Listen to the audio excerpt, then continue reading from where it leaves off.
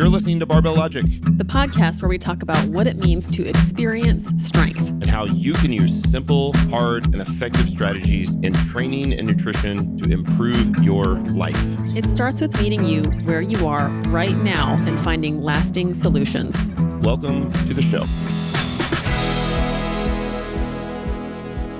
Greetings all, and welcome back to the Barbell Logic Barbell Prescription Series, brought to you from Greysteel Strength and Conditioning in Farmington Hills, Michigan. Joined once again by my producer and co-host and associate coach, Noah Hayden. Hey, Noah.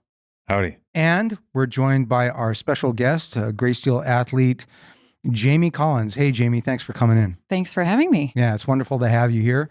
And this is our last podcast in this series, and we have left it deliberately unstructured so that we can just have sort of a freewheeling discussion about the athlete of aging and life, the universe, and everything. So with that all being said, Noah, what are we going to talk about? Well, I just want to apologize to all of the listeners now because I know this is going to kind of go off the rails multiple times. Oh, totally. But we thought, who better to join us on this discussion than you, Jaime, since you've had some experience thinking about the human condition, right? I have. Mm-hmm. So what do you do? I am a psychotherapist, and I work with people that have traumatic brain injuries, and they are in a residential program. So I do the individual counseling and some advisory type stuff for the rest of the program. So kind of a little bit of everything. Pretty much make it up as I go along. So, what background do you have that led to this career? There's a part of me that's always known that that's what I was going to do. It's just kind of what I do. I listen to people and I think about what's happening for them and what they might be feeling, and I've kind of always done that. So it seemed like a pretty easy fit and a really easy undergraduate degree to get. Okay. That was the easy part. And then when I tried to get a job, it kind of became pretty clear that a bachelor's in psych was not going to pay the rent. So yeah, I don't see many psychotherapist wanted signs. No, you kind of have to carve your own path. And with a bachelor's in psych, they're like, your path is stupid. You made bad choices. So the only thing to do was to double down on this bad decision and go get a master's degree in counseling. So how long have you been doing that now? 10 years, maybe 12. So a fair amount of time, long enough to be like seasoned, but not so long that I'm like jaded, if that makes any sense. Yeah, it does. Like I don't hate it yet. Real jaded. And with the lockdown, that's thrown a real pretty wrinkle into your practice, your clinical practice, hasn't it? Yeah. You've shared some of that with me. Jaime and I often work out together. It's just the way our schedules work out. She's an amazing training partner and very strong. Deadlifting in the 225 range. You're a lady of a certain age. And have we gotten you to a 200-pound squat yet? I think we have, haven't we? 210. Yeah, 210. And pretty big bench. We've got you in the 120 range on the bench. So you're pretty strong for your demographic and pretty consistent trainee. And you're also like a deeply funny and thoughtful, yet a little bit, I don't want to say jaded around the edges, but you're real. You're very real. So I really wanted to have you in here for this last conversation. What we haven't mentioned yet is that Jaime is the editor of the Greysteel newsletter. And I was going to make a point of mentioning that. We send out a newsletter every week, and we're closing in. We're going to get to 1,000 subscribers to that newsletter. Most of them are people I've never met. Yeah, I'd put it up against any other newsletter in the industry. We have a nice, big, fat, juicy, overlong essay at the beginning of every one, and then all sorts of other stuff. And it's Jaime who puts that together for me every week so that on Sunday night, all I have to do is think, what am I going to write about at the last minute? Try and put something together, drop it in the newsletter and fire it off. And it's an awesome newsletter. And since you became the editor, you've really made it your own. And it has your indelible footprint of your personality on it. The distinctive purple stamp. All you have to do is if you're interested, all you have to do is wander over to our Facebook page, Greysteel, easy enough to find the latest newsletter link, take a look at it. And if you like it, you can subscribe. There's no cost to it. We don't sell things on that newsletter. It's all just content about what's going on in the world of training masters athletes. And you do a really remarkable job with that. Well, thank you. How long have you been at Greysteel? I started here in January of 2017. So I was just thinking about that on the way over. It'll be 4 years in January. Yeah. So it's been a long time. Yeah, you started with us at the old gym over in the Paper Street Soap Company. Slash haunted house. Yeah, slash haunted house. And the condemned building. And so you've seen us go through some changes. Yeah. What made you want to start strength training? A couple of years before I got here, I wasn't really happy with the way that I looked or how things were going. And I was getting kind of upset. I couldn't figure out how to put all the pieces together. And I was talking to my husband about it, and he said, the thing that you're doing it's never going to work, right? The thing where you restrict your calories and try and run on your busted knee and just starve and move around a lot. It's never going to get you where you want to go. You need to eat heavy and lift heavy. And then he walked out of the room. Good for Josh. Right? Yeah. And then, so I sat there and thought about it for a long time, and then Googled the shit out of it, which is kind of my behavior Modus pattern. operandi. Yeah, that's just kind of what I do. And there's all this information about strength training. Most of it was focused on guys, but I eventually found my way over to some websites that said this is foundationally important for women to do.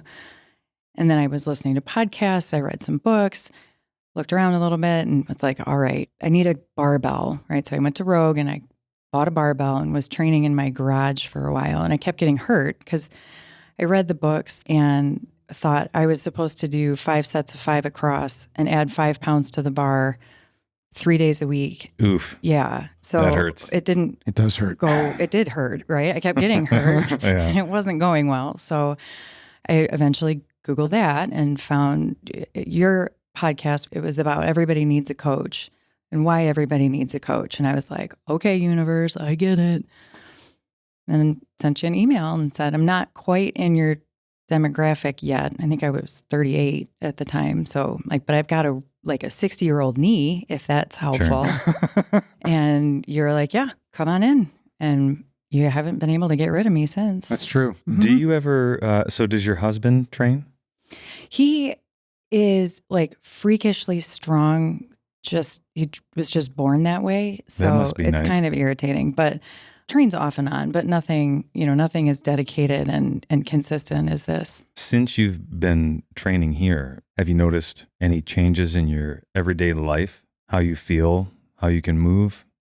I would say that the changes are like night and day, and it's beyond what I can do under the bar. I can open any jar, and that's the coolest thing, right? I can carry anything. Yeah. My hands are strong. The other cool thing that's happened is that I've gotten athletic, which I never ever thought that would be the case. We were sitting in the family room, and somebody came in the front door, and the dog took off. He was going to run out the front door and into the street. So I jumped over the ottoman and grabbed him and threw him back in the house. And everybody sitting around was like, but that's what just happened? Yeah, that was pretty athletic. I'm like, yeah, and I can do stuff like that without even thinking about it now. So did you play sports in high school or anything like that? No. Not a jock. No. Yeah. I went to Michigan State. I didn't know they played football. All right. That's a good answer. Yeah, that's a good answer. Yeah. But you certainly are athletic now. And like we were saying with Debbie, you look athletic. You're like one of those people, I see you on the street and they're like, okay, that person, she does something. I don't know what she does, but she trains. Fitness related. Yeah. Yeah, something. Exactly. So have you dealt with any setbacks or issues in your training? Like physical or? Sure. Yeah. Or, life setbacks that have affected your training. Well, you have a limb length discrepancy. Mhm. You have a femoral length discrepancy. And so you would have been really, I think, really, really good at like the Olympic lifts. Like we tried her on the Olympic lifts and it was just like, it just wouldn't work because of the limb length discrepancy. And we've had to make some modifications to your squat. Mhm. So as probably a result. staggered stance, I'm guessing. We had to change her stance width. Mhm. We've experimented with a staggered stance on her, but no matter where we put it, it doesn't seem to change things. The big thing that we see on you, Jamie, is like, for instance, on the deadlift and on the press, she can lock out one knee and not the other. Right. Right. Oh, Yeah. Because one leg is just longer than the other. And because it's a femoral length discrepancy, shimming's probably not going to be a good answer for her. And she's been able to make progress like a lot of female masters. You have a knee cave issue. Mhm. it's fairly and common. Very common. We address that with pause squats and it keeps getting better. And Jamie's taught me a lot about knee cave. Working with Jamie and Val, Mhm. like you two, you're the knee cave sisters, Mhm. and you've taught me a lot about dealing with that problem. And if you talk to people who have a lot of experience coaching and with this population, like Matt Reynolds on the private coaches forum once said, like, I admit it, I don't know how to fix this, right? It's like, it's a very recalcitrant, very stubborn issue. And what I've decided with females who knee cave is as long as your knees are out at the bottom and as you launch your hips out of the hole, if your knees cave a little bit on the concentric, I can sort of live with that. When the knees cave on the eccentric on the way down, then It's a form issue. It's a form issue. Yeah. But if your knees cave on the way up and and we're doing pause squats and we're doing everything else we can to fix that, and your knees are out on the eccentric, I can live with that and keep adding weight to the bar. I have a couple of clients that are really bothered by their knee cave because they see it as an error on their part, right? Which it really isn't. Knee cave can obviously stem from a technique error if you're not driving the knees out actively the entire movement, even on the way up, right? Even though they might cave a little, but you still have to be actively driving them out. But especially for some women, the structural mechanics of their lower body will always pull the knees in on a heavy load, Right. a bit. And what I always come back to is like, if you look at like Olympic elite weightlifters, what you'll see is they'll receive a heavy clean or a heavy snatch in that deep squat and their knees are out. And then on the way up, what do you see? Their knees cave as they bring the adductors into the exercise. So I'm not really bothered by that. And you do actively push your knees out. And, you have like the prettiest pause squat in the whole world because you do a lot of them here. And it really has helped you quite a bit.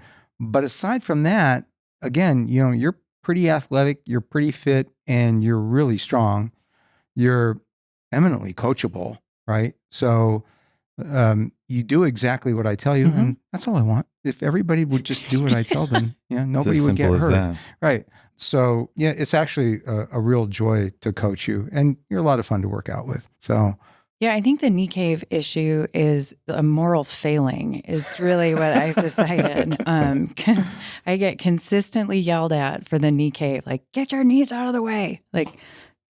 So I don't know. I think it's some kind of But that's not as much of an issue as it used to be. So it used to be you wouldn't get to depth because you would do like what I would call the chastity squat, where you'd be on, and your knees would come together. And that has to be fixed. That has to be fixed. Because then the femurs are in the way of your hips going all the way down. Yeah, it's categorically, it has to be fixed. Right. But I think we've pretty much fixed that on you. I hardly ever see that anymore.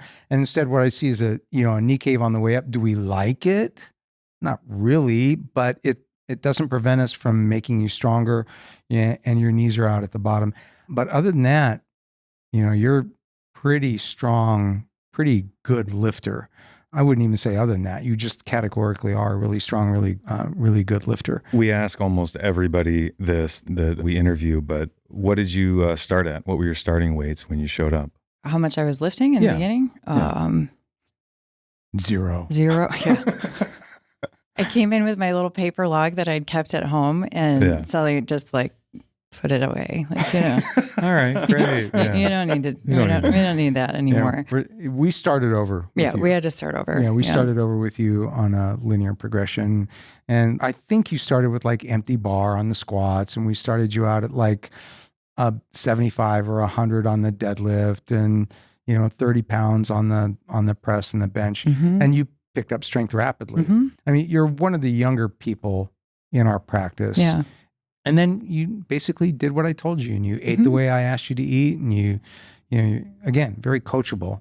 And so I'm pretty proud of your progress, and you're massively strong now. Right. I mean, like It's crazy. Strong. Yeah. I remember that. I remember at the old gym, like you would rack the bar, and you'd be like, "This is crazy. It's crazy. This is just wacko. crazy. I can't believe I just did that." Yeah. So. And that's one of the good. things, I don't say it as much anymore because, like, can you believe it? Like, yeah, Jamie, we can believe it. You've been, this is crazy. It's been 3.5 years. Like, shut up about it already.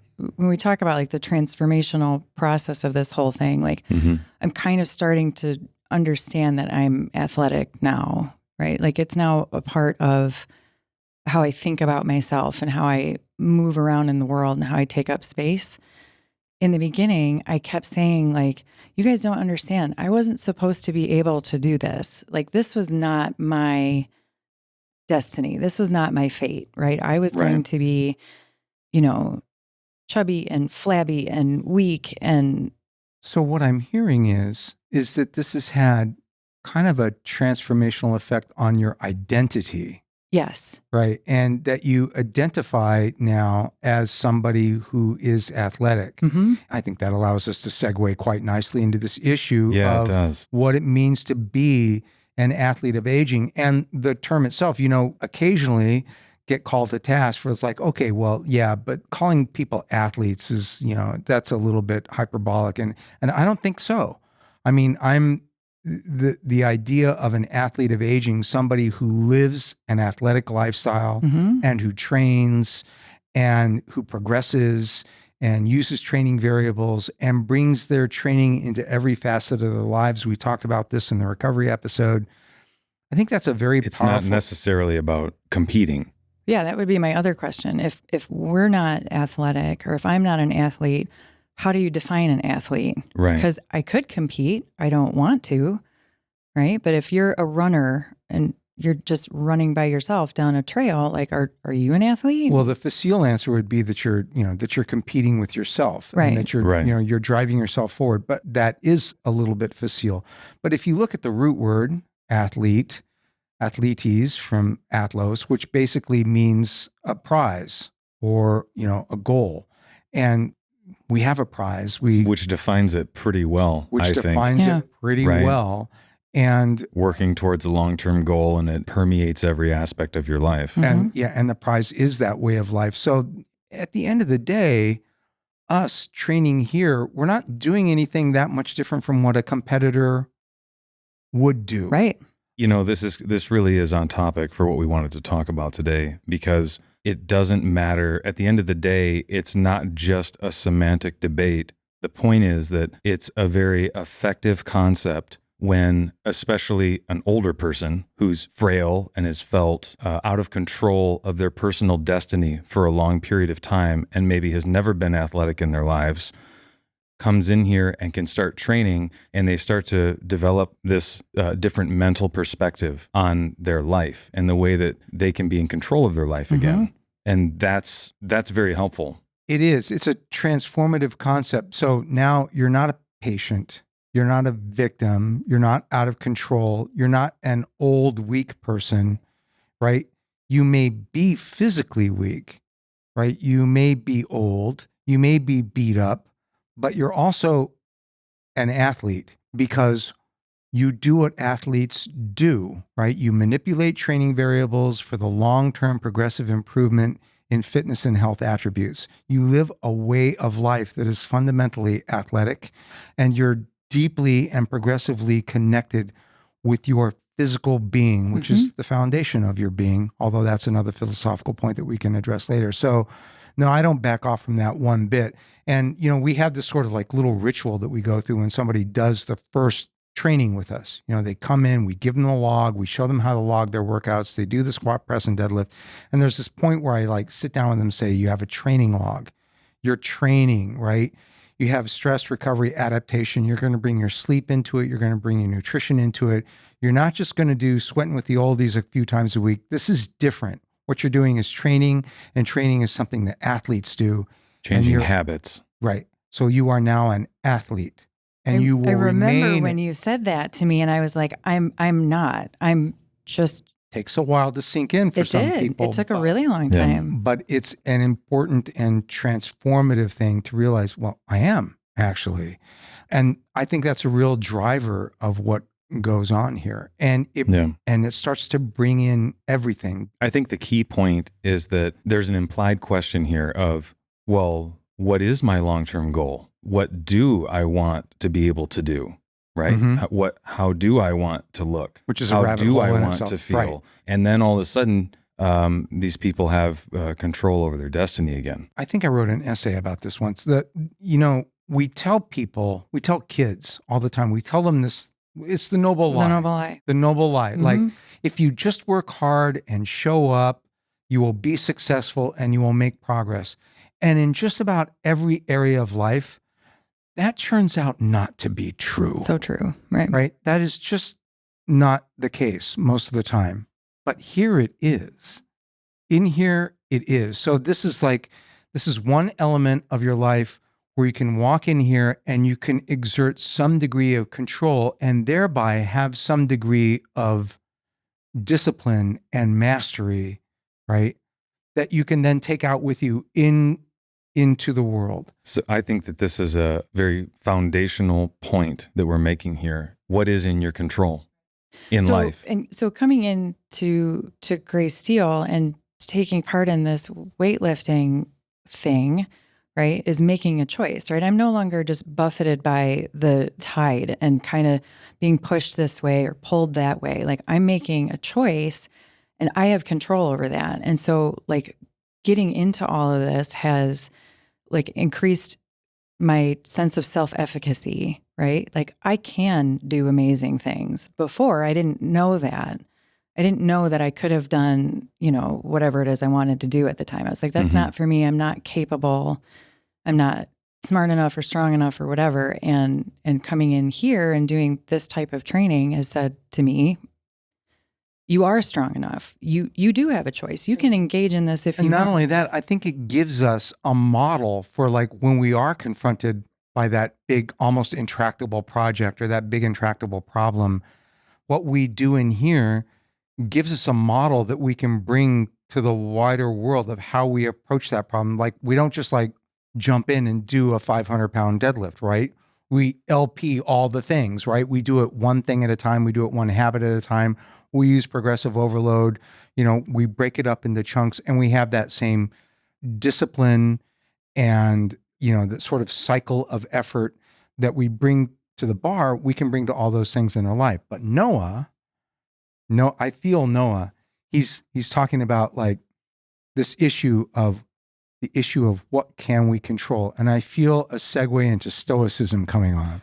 I can feel it. Yeah, I might have talked to you about that several times in the past. Well, I was thinking about this episode earlier today and what I wanted to talk about in it. What I don't want this to turn into is some stuffy semantic debate about philosophy, which is what a lot of modern conversations on philosophy tend to be. I'm more concerned with doing things. I enjoy a lot of Stoic philosophers for sure, but one of the most famous ones was Epictetus, and he wrote the Enchiridion, which is Greek for the manual, I think, like a manual on how to live your life. And the very first line in it is, there are some things in life that we control, and there are some things in life that we don't control. And it seems really obvious, but if you don't have control over certain elements in your life, maybe you shouldn't worry about them. And maybe you should go so far as to not really even think about them at all, because it's not something that you can change. Sure. So another philosopher that I was going to bring up, and again, it doesn't matter that this is Stoicism. Like these. No, I think that's absolutely right. And I think that's absolutely critical. We don't have to feel, compelled It's interesting stories, and you can go back and read the history and all of that if you want, but I'm really not going to go into it today. The point is that Stoic philosophy was life philosophies. They weren't about just talking and debating semantics. They were about doing it. And they were about Epictetus includes exercises, right? Like LP, all the things. He includes exercises for how to approach life. And so I Stoic think philosophy is not one philosophy. There were different schools of Greek Stoic philosophy, but Absolutely. Roman Stoic philosophy had its own unique flavors, right? And so the big point that I wanted to touch on today is that I think the most powerful skill a human can develop for their own personal benefit is focus. Being able to block out all distractions and simply complete a task, whatever that task is. So what is your job? What is your job right now? And whatever that task at hand is that you have to complete, no matter what anyone else says or does or whatever happens, just do your job. You know, this episode was kind of supposed to be about the mindset of lifting, a helpful mindset of lifting. But that is the mindset of lifting. What is more focused and what has a narrower bandwidth, and what shuts out the irrelevant more than the bottom of a heavy squat?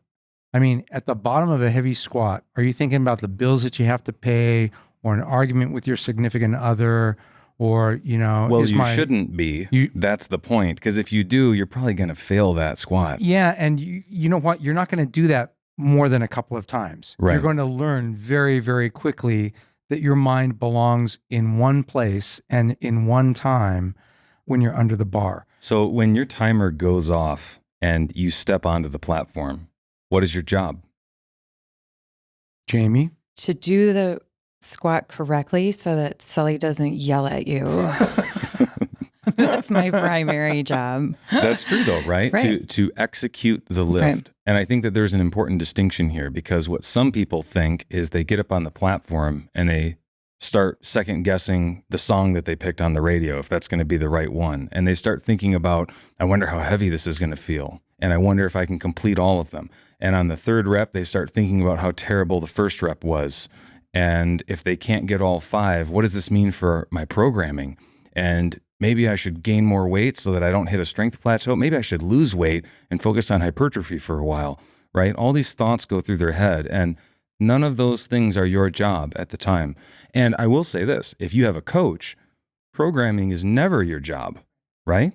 It might be a discussion that you have during rest shared periods. Decision making, but ultimately it's not your job. Not your concern, right? Someone else will deal with that. You have to, and how strong you are isn't your job either. That's just a physical manifestation that right now you don't have any control to change right in this moment. Exactly. We had gotten stuck in some pattern where I was just not able to complete the bench. Like, it was the way that it was written, it just wasn't, I wasn't able to get that. And you were like, well, we need to figure out how to progress you past this point. And I believe I said, that's not my problem. That's your problem. Exactly. To figure out how, how to get past that. But as a lifter, one of the things that I love about this is when I do approach the platform, I can also step outside myself and watch that process. Like, all of that stuff you just said about, should I gain weight, lose weight, do it this way, do it that way. The first rep was awful. I didn't get my knees out of the way. Now it's the third rep and I am dreading the fifth rep. But you're learning to discard all that as you approach the platform. None of that is helpful. None of that is helpful, but it's constantly in my head. And so there's another part of me that's like, okay, everybody shut up. So another idea that I've told a lot of my lifters more lately is when you're on the platform, you shouldn't be making any decisions of any kind. It's not the time to think about, it's not the time to judge and evaluate and retrospect about what has happened, right? So I think some of my lifters probably hate me for this, but right before they deadlift, I'll look at them in the face and I'll say, how many breaths are you going to take between every rep? And I make them give me a number. And whether it's easy or hard, they better only take 2 breaths or 3 breaths or whatever it is that they choose. Because when you're under the emotional duress of the event halfway through a set, you're not going to be thinking rationally. So those decisions have to be made beforehand. part of a plan, right? And just like if you were the captain of a ship, like the Titanic, and it's sinking and all the passengers are going crazy and there's chaos everywhere, your job is to be the captain of that ship and calm the passengers as much as you can, send them to the lifeboats, right? You have a job to do. And if you panic like everyone else is panicking, everything falls apart. And you have to be the captain of your own ship. Nothing will get you yelled at more on my coaching shift. Nothing pisses me off more than the lifter who's doing a squat or doing a press, and in the middle of the set, they just shake their head and go, "That sucks." Right. Where they're commenting on their own performance, and I'll just go ballistic. I just like, that is not your job. Your job is to move the damn bar, right? Exactly.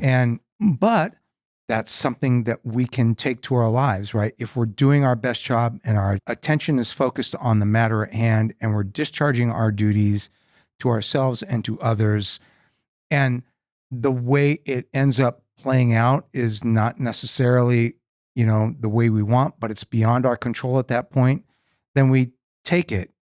And we take it with a certain sort of serenity and know that we have done exactly our job, that we have done what we had to do in that moment. Doesn't mean we can't learn from it. Doesn't mean that we can't improve over time.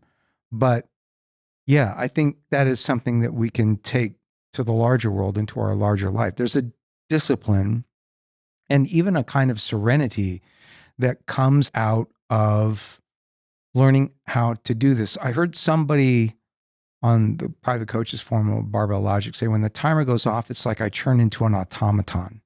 Absolutely. I turn into a zombie, right? All of like I am programmed to do this one thing and only this one thing. And the more and more excess noise that you have around you, your body's screaming at you more and more because the weights get heavier and heavier, the more and more you lean into your checklist. So I don't know if we've talked about this concept before, but I have all of my lifters come up with a mental checklist that they go through for every rep, for every exercise. I actually have a checklist for like parts of it as I'm going through it. I have enough to think about under the bar without like, well, what should I have eaten? Or, or maybe I need a new belt or something like that. So, and I tend to think from the floor up, right? So I'm getting ready to lift. I have a checklist that goes from the floor to the bar and then I'm ready, right? This is a weird brag, I guess, but my checklist has gotten elaborate enough, probably because I'm a systems-minded person, but I approach the bar and put my left hand on the bar first every time, then the right hand. I mean, it's that precise because it's almost a sacred ritual.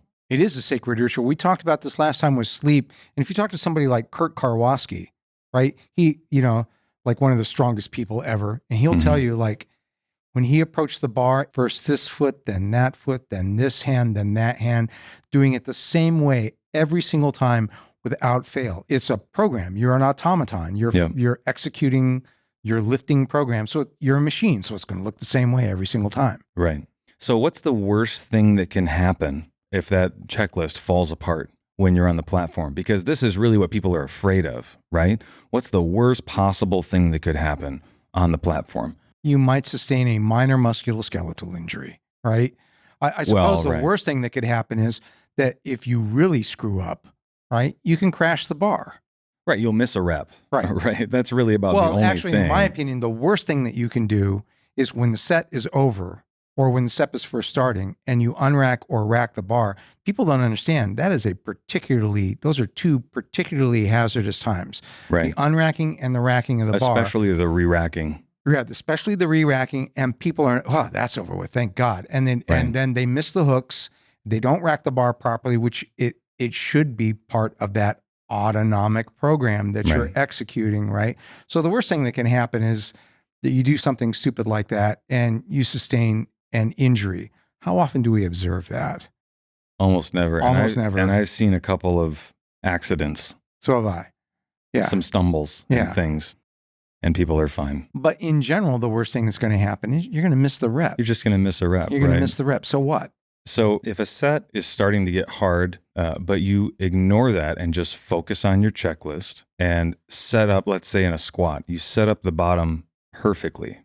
And you start pushing back up, the bar slows down, but you just keep pushing and maintaining a good posture and a good position. And 4 or 5 seconds later, you just have to set the bar down on the pins. That is a successfully missed rep. Right. The difference being that the moment something gets hard, or if you distract yourself and don't focus on your checklist and bail out, flop to the bottom, you're trying to scramble together to get the bar back up, you push for half a second and then set it down on the pins. That's a failed missed rep, which is a real shame because you spent all of this time driving your weights up higher and higher. And when you finally got to a challenging weight where you finally had an opportunity to get experience with a grinding rep, you bailed out. All of that work for nothing. And now you didn't get to experience what it's like to grind against a heavy, challenging weight. And that's the worst thing that can happen. Right. Is a missed opportunity. Right. Because Right? you can't take a swing at it again, right? If you've Not already, today. not today, Yeah. you Right. got to And wait it takes now. a while to get back up to it, right? Yeah. And the only reason why you missed that opportunity was your choice. So another favorite book of mine is Meditations by Marcus Aurelius, who was a Roman emperor, and surprise, he was a Stoic philosopher too. But in that, he frequently says things Well, like, you say surprise, right? Well, I mean- so pretty extraordinary. So it's not a surprise to Sully. well, no, but no, actually, it is a surprise. So if you think about it, this guy was like the ruler of the entire civilized world. Yeah, the entire guy- known world. The entire known At the world. time. He was the absolute ruler of Western Europe and the Mediterranean, right? And he wrote this book of such wisdom and compassion and tenderness and humility. And he was the emperor of Rome. That, like, it never fails to just boggle me, right? What I wouldn't give for an afternoon breaking bread and drinking wine with that man. And that is a book that I think belongs on the nights, I shouldn't say the nightstand, but that's a book that belongs in everyone's library. A book that was never meant to be published. It was his personal diary. It was just a diary. That he actually instructed people to destroy it after his death, and they just couldn't do it. And, he talks about the same things because, again, he's a Stoic, like control what you can, don't worry about the rest. And then a few things that have always leaped out at me, Marcus Aurelius, the emperor of Rome, saying, all men belong to one another. Right. Right. Or all of these people that bothered him because they were zealots and Fools and liars and Right. cheats and politicians and all of this, right? He would say all these people that you can't stand to tolerate because they're such bad men when you're also a bad man, just like they are, just Right. as flawed. and this is where you get into like, is there such a thing, Stoic existentialism? But there's a lot of existentialism in Marcus Aurelius and Stoicism. One thing that you can't control is that you are temporally finite. Mhm. And Marcus Aurelius talks about this constantly. Alexander, Socrates, Zeno, They're all dead. they're all dust, right? So death is stalking you. So while it is within your power, be good, right? That just really covers it all. While it is within your power, be good, be courageous, Live be a good kind, life. live a Have- good life, Have the courage to live a good life. have the courage and the because strength it's not to live a good easy. life. It's almost never easy to live a good life. One of their Stoic quotes that I love is like, why would you think it would be easy? Like, that's not the point. You're not supposed to have fun all the time. It's not about getting your own way and that's going to make you happy. Like, life is going to be hard. It's going to be just as hard for you as it is for me. And it's going to be just as hard until your last day. So and quit and whining. all of that won't sound dissonant with our listeners who have heard of Stoicism. But the other side of Stoicism, which is really interesting, when we think Stoic, that's what we think. We think, well, it's not supposed to be easy. It's going to be hard, and I'm going to trudge on, and I'm going to engage in voluntary hardship, and then, life's a bitch, and then you die, right? But that's not Stoicism. There's a heavy emphasis. If you read Epictetus, maybe not so much Marcus Aurelius, but if you read Epictetus, the word delight pops up. This idea that if you just look at the world and see what is versus what could have been, right? And that was totally beyond your control. Well, yeah, it's raining, but I'm alive and I have warm bread. And maybe standing in the friends. rain is a wonderful experience to have once or twice in your life, because you're going to be in a casket soon and you'll never get to experience that again. So when I look at that, I see this idea that, you know, you're part of a larger world, a natural world, which has its currents and flows, and almost sort of like Taoist kind of conception that if you conform yourself to the way of the world, which includes rain and thunder, but also sunlight and summer and friendship and love and death, right? And good food and hardship, and you conform yourself to that, then you're going to experience more delight and more joy. And I find that despite those things, or maybe even because of them, right? Because you've conformed yourself to the way of the world. So the Stoic is not somebody who's doing battle with the world or with himself. I feel it's a deeply happy person, a deeply content person, which is not what most people think of when they think of Stoicism. Right. And so my bent is more existential, right? When people think of existentialism, they think of nihilism and they think of Nietzsche and they think of being and nothingness, you know, Sartre's book. And that's not the case at all. So, you know, my view is, and this is very consonant with Stoicism, that what existentialism says is that we have a beginning and we have no control over that beginning. We're born to certain parents at a certain time, speaking a certain language with a certain genetic endowment, and that is all beyond our control.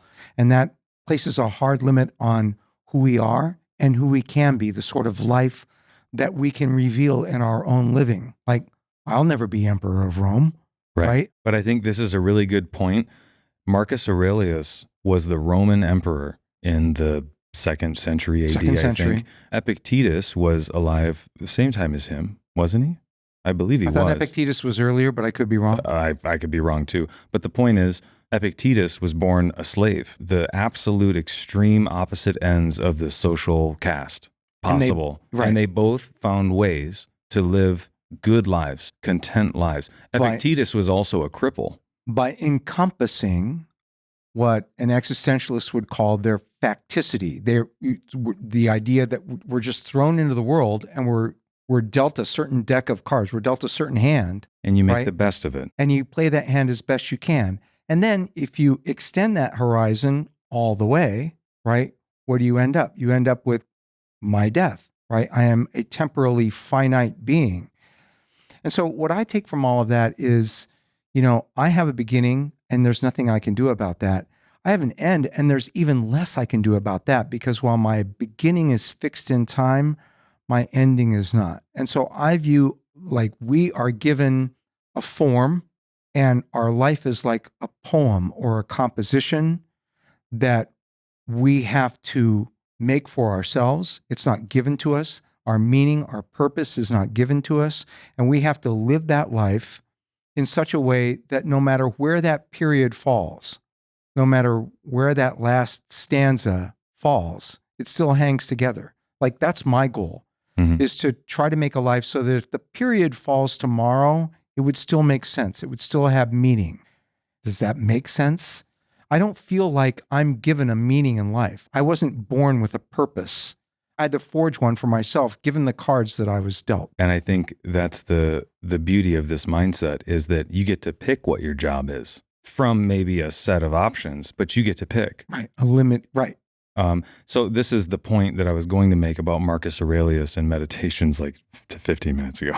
But you can think of it this way. You can frame everything that happens in life as a greater or lesser opportunity to practice being in control of your fate. And that's what Marcus Aurelius frequently goes back to in meditations. And Epictetus too. Like everything that comes along is an opportunity for you to practice that goodness and that strength and that serenity. Right. So a great example of this in everyday life is you're driving and someone cuts you off in traffic. It happens all the time. It's a great opportunity to not get angry and have an outburst for a couple of pretty obvious reasons if you think about it. One is, have you ever driven a day in your life where someone hasn't driven like an idiot around you? So why wouldn't you expect before you even get in the car that you're going to encounter that on your drive? It's going to happen. So it shouldn't surprise you. Secondly, the other person in the other car can't hear you when you yell at them. In fact, they're already gone and having a great day, and you're upset because of their bad driving. And so you have ceded. You're paying the price You for have their ceded incompetence. your autonomy to some stranger. And that's the saddest suffering that a person could ever have, because you chose to let it go. You gave that power to someone else. I like to think about it in terms of being aware of what's happening for you right now. So let's say you cut me off in traffic and it makes me feel some kind of way, right? You know, my heart starts to race, or I'm having a hard time breathing or whatever. And I look at that and say, okay, you're feeling this way. You have a choice to make about your behavior related to that feeling. So acknowledge that you do have this feeling. It should piss you off when somebody cuts you off in traffic. It should make you mad if somebody, you know, pees in your Cheerios or something. It's okay. And it's okay. This is the issue that I have sometimes with the Stoics and with some of the other predominantly male philosophers, is that we have to acknowledge that we are 100% emotional. Emotional right? creatures. We are Absolutely. emotional visual creatures. We're not 90% emotion and 10% logic. We're 100% emotion. So if you can raise the awareness of what emotions you're having, then you can make more reasonable choices about your behavior. Like, okay, that happened and I'm mad. Am I going to let that destroy the rest of my day? Exactly. Or am I going to come in and take it out on you? Am I going to complain? Bring it back to the barbell. Right. Like, I don't feel necessarily good. You know, is my belt tight enough or too tight? Maybe that weight is too heavy for me. I'm not happy with my last set. I'm really, really bored with lifting today. I'm really, really angry with my coach. What does any of that have to do with what you have to do when your timer goes off? Nothing, right? And so you have a choice. All it can do is serve to distract you from the present moment. But I think what Jaime is saying is, I can be mad when somebody cuts me off, right? I have no control over how it makes me feel. But that's actually in Epictetus too, and Marcus Aurelius. Right. Absolutely. Right? They recognize that we don't have any control over our emotional responses. What we have control over is what we do next. So what do? Do I engage in some sort of, freeway duel with this asshole, right? And putting my life and his life and the life of a whole bunch of innocent people at risk, right? Or do I just say, yeah, God, what an asshole. And there's another one. Yeah, there's another one. No big deal. Isn't it a beautiful day? Right. Right. And I love this song that's coming on next, because that's really all you can do. You can make a decision to act on anger, or you can, let it pass. Mm-hmm. My concern with these types of paradigms, right, is that it can border on dismissive positivity, right? Just let it go. Which is a frequent criticism of Stoicism. Right. Yep. And that bugs me, because telling somebody with anxiety or depression to cheer up or calm down or let it go, like, that's just not how it works, right? So there has to be an acknowledgement of— No, you have to own it. Right. No, you do. You have to own it, because how can you avoid letting your emotional response to a situation control your actions if you don't own and acknowledge the emotional response? Right. Yeah, right? the real emotional response. A That's real happening. emotional response. So give us an alternative. What do you think about life, the universe, and everything? And how does training inform that for you?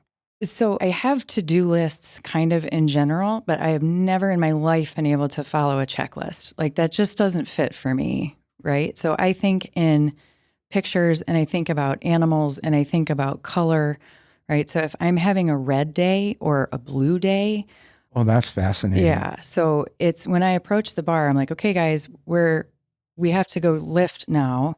what are we going to do about it? And for a while I was telling myself like, it's light as a feather. It's light as a feather. And eventually I was like, it's not. Like, that's just That's true. a lie, Yeah. you know?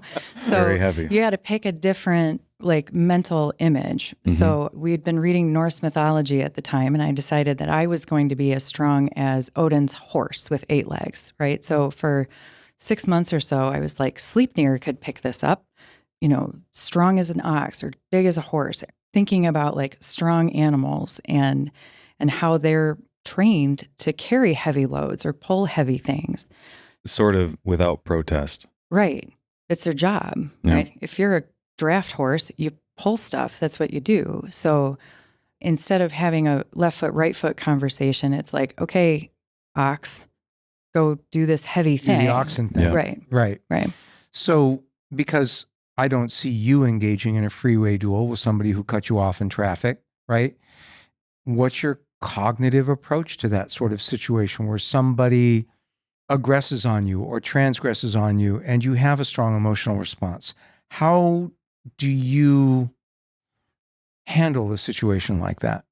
Do you become an animal again? Is there some particular sort of cognitive or heuristic approach that you bring to that sort of situation? In a way, I do this all the time. Like, I'm aware that this is happening for me. Like, you just upset me or this made me mad and I'm feeling this kind of way. And I also try and rewind back to the last couple of hours. Like, am I already like primed to be angry because of like 7 other things that happened that day? And if that's the case, then you need to, you know, tame that lion before it starts running around and breaking stuff, because that's not an appropriate response. So yeah, I think there's animals there too. Aardvarks?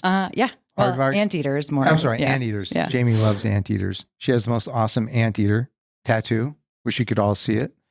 What about birds? Birds are a lie. And because of that, you kind of disregard anything that they do, pretty much. Noah got I was deeply confused this initiated morning. into the cult of birds are a lie today. Jamie opened my eyes. Birds are a lie. Can you tell people about it real quick? Well, birds are actually a government conspiracy. They're drones and they're operated by batteries, or they can recharge by perching on electric wires. So when you see them doing that, just know they're like backing up to the cloud. That's really what they're Sounds doing. legit. Mhm. Noah, you got to get us out of this. I don't know how. Are you going to edit this part out? Because No. like this is, you guys are going to guarantee- lose all credibility. I guarantee it won't be edited out. It's for the ages now. Yeah. So I think ultimately where this needs to go is not that everybody listening to this should become a stoic or an existentialist or have a spirit animal or be concerned about birds. I think what needs to come out of this is that when we transform our bodies with barbell training and, you know, voluntary hardship, we should anticipate that it's going to change more than just our bodies. It's going to change the way we approach problems and the way that we live our lives.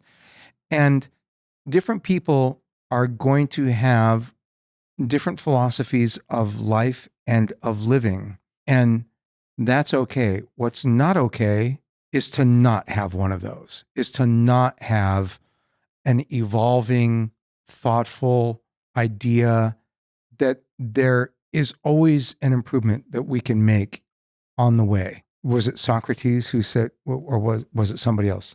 The unexamined life is not worth living. Yeah. Plato. And what? I think it was Plato. I should remember who said this, but I don't. The unexamined life is not worth living, and the unexamined life is not for the athlete of aging.